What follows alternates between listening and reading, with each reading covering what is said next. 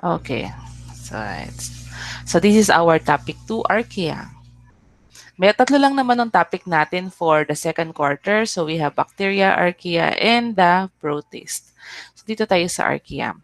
So looking at this phylogenetic tree, as you can see, the archaea is at the middle. Para siyang nasa gitna. No? Pero kung titignan natin, yung branch point, ikuha lang ako ng pointer para... Okay. Makikita nyo yung branch point na ito, itong branching na ito. Ang archaea is on the same branch with eukarya. So sila ay mas closely related than with the bacteria. Pero dahil ang archaea is also a prokaryote katulad ng bacteria, we can expect similarities in characteristic ng archaea and bacteria. Pero dahil phylogenetically, archaea and eukarya ay mas malapit, so mayroon din kayong makikitang similarity ng archaea to eukarya. That makes archaea a unique group. Okay? So yun, pati sa kanilang metabolism, no, bioenergetics, meron kayong makikitang similar sa bacteria and some ay similar din sa eukarya. Okay.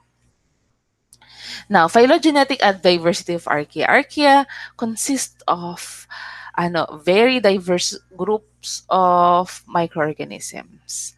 Yung una, ng mga archaea ay especially nung time nila Carl Woese, itong archaea is nadi-divide lang into two major groups, the Crenarchaeota and Euarchaeota.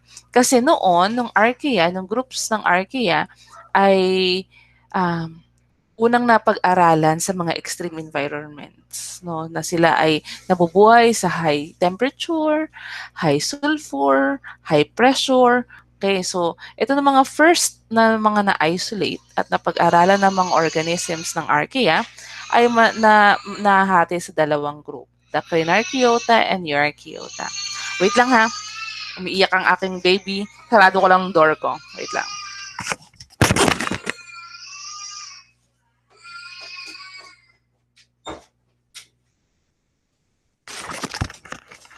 Okay, sorry. Okay, so ito yung grouping ng mga archaea before. So we have the Crenarchaeota, which consists of the hyperthermophiles, and the Euarchaeota, kung saan makikita ninyo ng extreme halophiles or those living in high salt condition, and extreme acidophiles, which living in a very, very acidic or low pH. Pero meron na kayo makikita na hyperthermophiles doon sa Euarchaeota. So, essentially, diverse ang Euarchaeota. Okay? Now, previously, they believe that, kasi natatandaan nyo sa sa endosymbiosis theory. 'Di ba nung ating mitochondria ay bacteria. It's an alpha proteobacteria. Pero yung nag-engulf kay alpha proteobacteria para siya ay maging mitochondria. Ano pa, question mark pa kung saan galing yung organism o ano nung classification or anong characteristic ng organism na nag-engulf kay mitochondria. Pero kay mitochondria, no doubt, it's an alpha proteobacteria. And now, they believe that yung tinatawag na proeukaryote is a member of Crenarchaeota. Okay. Pero of course, meron tayong babanggitin na updates. Okay. Tapos ngayon, ito yung old classification. As you can see dito sa aking presentation, this is 2012. So 2012, ito pa yung classification. Pero ngayon, ito na nung classification. I think this is 2019. Hindi pa ito ganun ka-updated. Pero ito yung more recent classification. Ito rin yung nasa inyong learning guide. Nakikita nyo dito, meron na tayong several groups. So, ilang nung Crenarchaeota, Ilan nung Crenarchaeota. Tapos, ito yung iba't ibang mga groups natin. Now, itong mga archaea ay nahati sa tatlong major groups or tinatawag natin superphylum. The Tact, the Dipan, and the Asgard. Di ba? Asgard, parang Avengers. Okay?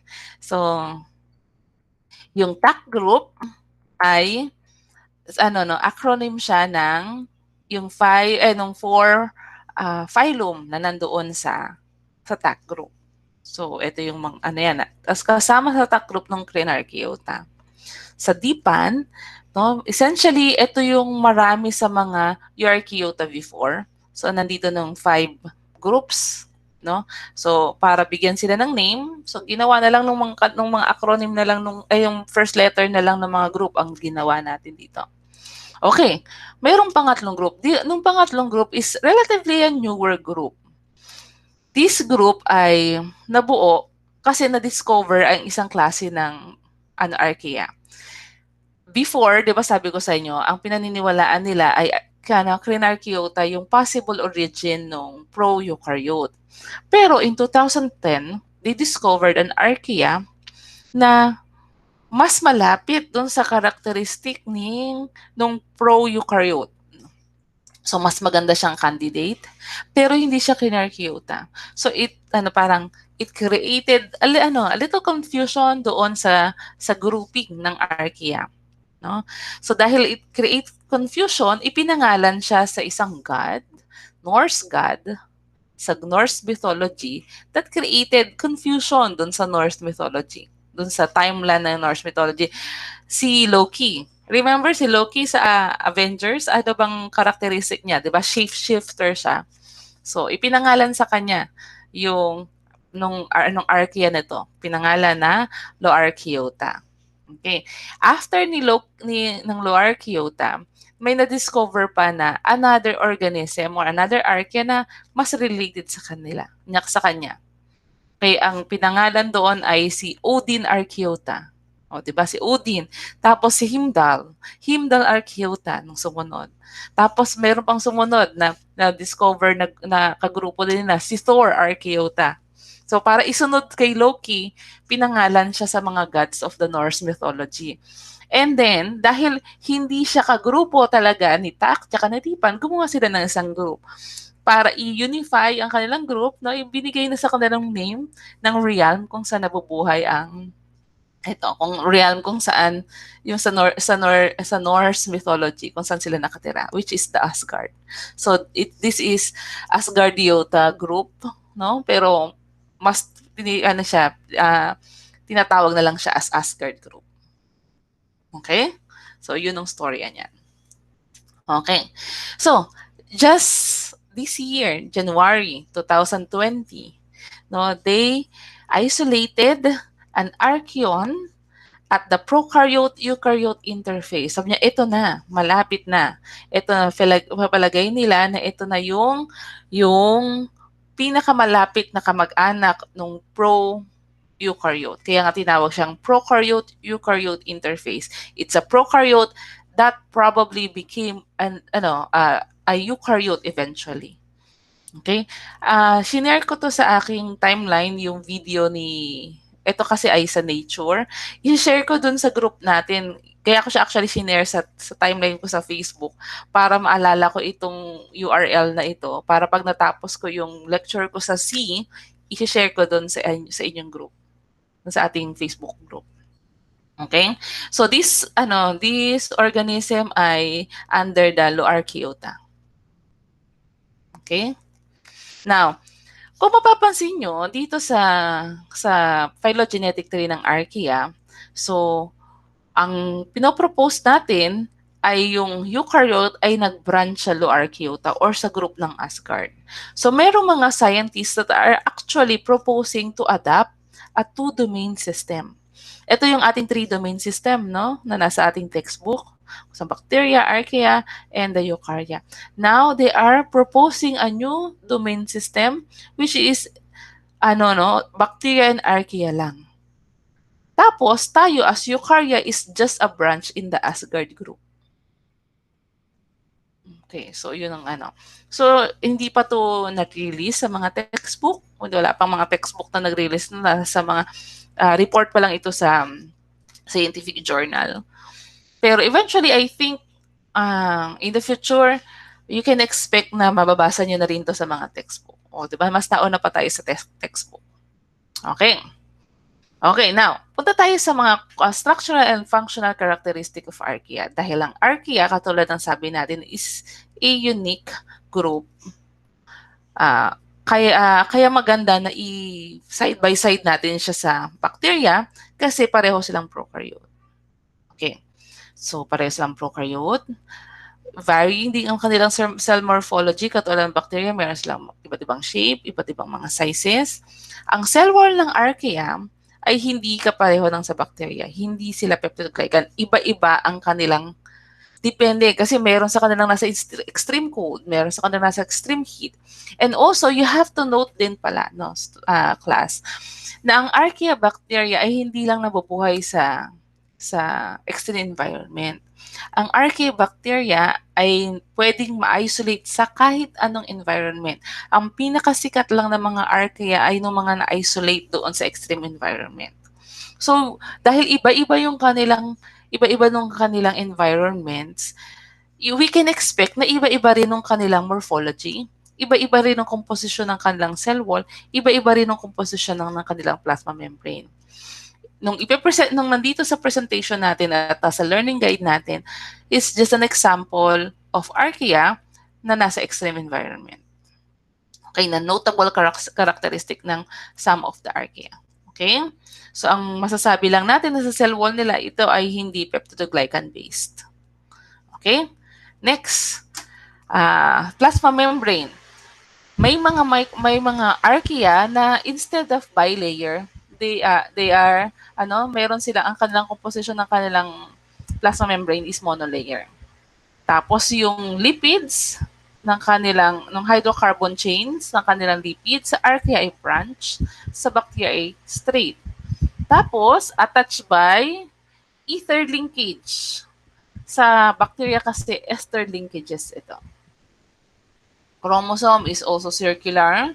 Origin of replication ng archaea is multiple and they also have multiple RNA polymerase. Unlike sa bacteria, origin of replication nito ay single. Sa isang point lang nagsisimula ang replication. Sa archaea, several points, which is also a characteristic of eukaryotes na meron tayong multiple origin of replication. Okay, initiator of tRNA, methionine, parang kapareho na ng eukarya. Sa bacteria, it's a 4-mil methionine. Antibiotic sensitivity, dahil ang archaea ay hindi peptidoglycan-based ang kanilang cell wall, which is the sa site of action of antibiotics, resistant ang archaea sa antibiotics. Okay, kaya nga, kung sakali man in the future, we will see archaea na pathogenic, hindi sila magagamot ng antibiotic. Okay? And ang kanilang metabolism is not Calvin cycle kasi ang mga bacteria is via Calvin cycle. Okay? Okay. Tingnan natin ang itsura ng membrane ng archaea ng some members of the archaea, specifically the thermophilic, yung mahilig sa or nung high temperature loving organisms. So, katulad sabi ko kanina, ether linkage ito. Ito, ether linkage, no? In contrast with the ester linkage ng mga bacteria and eukarya. Okay? So, this ether linkage is very resistant to heat. No? Kaya, ito nung ginamit nila. Mas matibay ito. Now, for phospholipid naman nila, kung mapapansin natin sa bacteria and sa eukarya, no, hiwalay ito, no, may putol dito. Ito ay isang lipid, ito ay lipid, kaya siya bilayer kasi itatago nila ng kanilang hydrophobic tail. Now, for archaea, nakatago na talaga yung hydrophobic tail kasi magkaruktong yung tail nila, kaya sila monolayer. Okay? This monolayer resists heat denaturation para hindi agad madidisintegrate yung ating lipids. Okay? Sa cell wall naman, merong iba't ibang klase ng cell wall na makikita tayo sa iba't ibang klase ng environment. Meron tayong tinatawag na pseudomurine. Instead of peptidoglycan, meron sila tinatawag na pseudomurine. Iba yung bands. So instead na beta 1,4, I think beta 1,4 sa peptidoglycan kasi sa kanila beta 1,3, tas iba-iba yung amino acid sequence doon sa murine ng pseudomurine compared to the peptidoglycan. Meron ding ibang mga microorganism na nagpo-produce ng methanochondroitin. This methanochondroitin protects the cell And nakakatuwa kasi it resembles the chondroitin that are present in vertebrates. Tapos, some organism ay meron tinatawag na S-layer. S-layer is a paracrystalline surface layer that is resistant to osmotic lysis, high temperature, and low pH. So, ito yung mga S-layer natin. S-layer. So, some ay merong S-layer na ganito. Ito ay S-layer din. Okay? And some organisms ay resistant to detergents because of yung tinatawag nating protein sheath. Example nito ng Echinococcus hospitalis, no? Kasi ito ay nakikita na isolate sa hospital setting para sila ay maging resistant sa disinfectants. Okay? So yan yung iba't ibang itsura ng cell wall. So makikita nyo, it's very diverse ng iba't ibang mga cell wall. Ito ay makikita nyo sa iba't ibang klase ng isolates ng archaea. Okay. Meron tayong mga archaea that lives on extreme environment. Pero katulad ng sabi ko sa inyo kanina, hindi lahat ng archaea ay nasa extreme environment. Notable lang na may archaea that can live in extreme temperature, extreme cold, extreme heat, extreme pH, extreme acid, extreme alkaline, okay? Extreme amount of solute, yung tinatawag nating halophiles, yung maraming salt, at yung tinatawag nating methanogens. So, paano ba sila nag-a-adapt sa mga extreme environment? For high temperature, ang ginagawa ng mga archaea, yung protein folding nila, no, ay iniiba nila para maging stable sa heat. For example, hydrophobic ang kanilang core, increase ang ionic interaction on protein surfaces, and some of them have sinatawag natin chaperonins. Okay, special chaperonins that can refold partially denatured protein dahil nga high temperature, so hindi maiiwasan na ma-denature ang protein. So they have special chaperonins na pag pumasok doon na yung protein, mare-refold uli para maging functional uli siya. For their DNA, yung DNA nila is ginagawa nilang resistant to heat, no? Ginagawa nila, nalalagyan nilang intracellular solute, no? High intracellular solute, so they take in nung tinatawag nating compatible solutes para ma-stabilize yung DNA. Tapos, meron silang reverse DNA gyrase para mag-supercoil ang DNA that can stabilize the DNA. At ang content ng kanilang DNA ay higher ang GC than AT.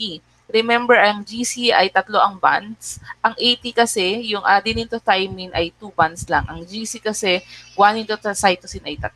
So, mas stable ang GC kaysa sa AT. For lipid stability, no, instead of bilayer, so they have monolayer, and naggagawa rin sila ng parang ring sa kanilang lipids, yung dipythanyl tetraether na lipids. Nandiyan yan sa inyong learning guides. Okay, adaptation to high salt condition naman. Ang ginagawa nila para hindi sasabog yung kanilang cell, they create or nagsisynthesize sila ng compatible solutes para ang filling ng cell membrane ay same lang yung salt concentration. Okay, pero actually, itong compatible solutes ay hindi nakaka-interfere. Kasi nung salts, kasi nakaka-interfere sila sa sa metabolism, do sa enzyme reactions. Okay? Other organism, yung Halobacterium, na bubuhay ito sa mga high salt environment. Ang ginagawa naman ito ay nagpa-pump in siya, no, ng K+ sa kanyang cell para ma-fill nung cell membrane kasi mataas yung Na sa labas. So, para ma-fill nung cell membrane, pareho naman silang ng charge.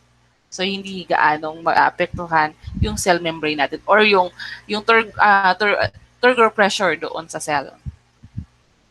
And mayroon din tayong mga proteins na adapted to high salt. Ito ng mga highly acidic proteins at fewer ng hydrophobic amino acid and lysine residues. Okay? Now, for methanogens, Sa methanogens, iba-iba yung kanilang adaptation. Depende sa klase ng organism. Sa mga methanogens, meron silang pseudomurine, katulad na banggit natin. Methanochondroitin, meron sa kanilang protein sheet or glycoprotein, and nung tinatawag natin S layer. So, iyan ang iba't iba nilang adaptations para sila ay mabuhay sa extreme environment. Okay? So, kasi kailangan nilang ma-resist yung extreme na environments para sila ay mabuhay. Okay? Hopefully na kapagbigay ako ng overview para sa inyong pag-aaral sa Archaea. Of course, basahin niyo pa rin yung ating learning guide. Okay? Tapos, I'm planning to record another lecture sa Archaea para doon naman sa lecture natin ng 8.3 and 8.4 kasi sa bacteria baliktad tayo, no? Recorded lecture tayo ng 7.1, 7.2 tapos nag GME tayo ng 8.3 and 8.44. 7. Tama, yung first half ay recorded lecture, first half ay GMeet. Ngayon naman parang baliktad. First half ay GMeet, second half ay recorded lecture. Okay? So, nagbigay din ako na sa inyo ng sample ng reviewer. Of course, iba-iba kayo ng learning style. Hindi ibig sabihin na yun yung i-adapt nyo rin. Example lang yon ng reviewer. Pero maganda kasi na mag-handwritten. Kasi pag nag-handwritten kayo, meron din tinatawag na muscle memory. Tsaka make sure lang na yung inyong reviewer is enough na yun lang nung kukunin nyo bago tayo magperyo. Yun lang ng pag-aaralan niyo bago magperyo. Kasi lahat ng principle sa inyong learning guide ay na-synthesize na ninyo, na-process na ninyo sa inyong reviewer. Okay? Bakit ito ginawa ko sa inyo na alternative assessment? Kasi makakatulong din ito sa inyong peryo. Okay? Okay. I think magpapalagay ako sa alternative assessment ninyo ng one paragraph again, katulad dun sa One Health natin. This time naman is about yung bagong journal ng yung 2020. So, magbibigay ako siguro ng assignment na babasahin nyo dun sa article, tapos lagay nyo lang kung ano ang sa palagay nyo ang dapat. Ano yung natutunan nyo dun sa portion ng article na yan. Okay? Any questions? May questions ba kayo?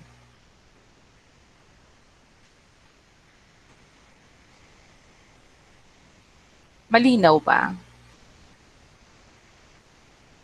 Wala naman so far. Okay, thank you. Kung wala kayong mga questions, so ingat kayo and hope ay magawa ninyo ng ating